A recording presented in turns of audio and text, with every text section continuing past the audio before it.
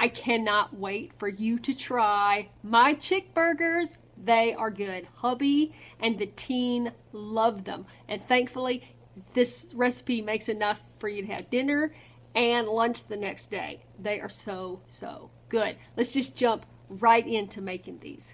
Oh, wait, first, don't you love these? I love these. Look, I've been trying to wear them every day because it's hard not to be in a good mood when you wear these. And you should imagine, you should see the looks I get from people when I'm out in public. Of course, living in Austin, people really don't notice you when you wear weird stuff because Austin's kind of weird anyways. It's like the whole motto, keep Austin weird. But anyways, I like them. They're fun. Okay, let's get cooking. Come on now, stay focused. Okay, so in my food processor, I figured I needed to start out with some kind of fiber, something to get my chickpea patty to hold to itself, right? Besides the gooey flaxseed jelly. So I thought shredded carrots. So I took two small carrots and shredded them in my Breville food processor, which I love. So awesome. I like that it's got that little skinny chute because you can put skinny things in the food processor. Stop that. Get your mind out of the gutter. Gosh. Okay, and then chickpeas. I had about 3 cups of cooked chickpeas that I'd already cooked a couple of days before in the Instapot. Whoop, whoop. And just threw those in there. And then I had 2 tablespoons of ground flaxseed and 6 tablespoons of water, and I whisked those together and let those sit aside till they were nice and gooey. This is going to be the binder for the patties. And there's no oil in these Chickburgers at all. All right, and then I just started throwing in a bunch of spices, and I totally made this up, and I'm kind of lucky that it turned out, and I'm going to stick to it. I wrote everything down, thank goodness, and so I wouldn't forget because hubby and the teen really like these, so I definitely have to, keep making this. So I added like hot paprika and garlic powder and chili powder and onion powder and dried cilantro and ground cumin, and what else is up there? Some salt. There's the chili powder. And I used New Mexico chili powder.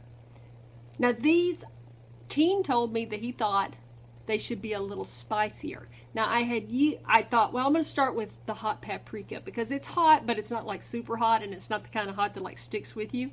But I think the next time I make these, I'm going to use a little chipotle powder. You know what I'm saying? Just a little bit, because that stuff's got a nice burn to it, and but not so much you can't handle it. But I just love all those chili powders. They're so yummy. Are we done yet? Oh, I still got the salt. Okay, get the salt in there. And then pepper, which I just kind of, was grinding away there, and I guess maybe I got a 4th teaspoon in there, something like that. And then I have chickpea powder, or not powder, chickpea flour, and I put a 1/4 cup of flour in there. Now there's not a lot of moisture to this yet, but I'm going to add that eventually. But I wanted to use the food processor to chop it up. Except I was having problems with my food processor. Did you happen to notice what I did not do? Let's see. I was turning on the motor, but nothing was moving. And then I was like, what's the deal? Why isn't my food grinding? Oh, I forgot the S-blade. I forgot to put it in. I'm such a goof. Okay, so I had to dump everything out.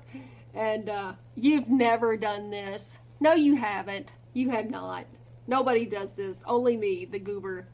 Okay, so I dumped everything out. Got the S-blade in there. La la la la la. And then I dumped everything back in there. And you can see this is a pretty dry mix, but I wanted to use the food processor to get the chickpeas chopped up. And just like on my bean burgers, I like the bean burger to be like half pasty with chunks of chickpeas in there. So I kind of just, eyeballed it from here.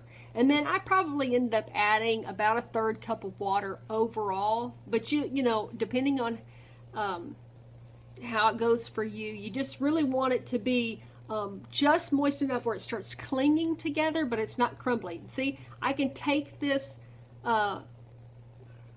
chickpea batter or dough or whatever you want to call it, and I can press it together and it doesn't fall apart. It's got just enough moisture in there. And that chickpea flour, you know, can help make things gummy. And then here I'm just stirring it around, make sure I got the consistency the way I want. And there you go. You can still see chunks of chickpeas, but most of it's pretty pasty. It's good. Okay, then on my 5-in-1 griddler, this thing's been preheating. I have it set on the griddle setting at 400 degrees. So it is stinking hot. And this is what I love about this thing, because it's like, it acts like a panini press, but it also like totally extends open so you can turn it into a griddle. Yeah, it is cool.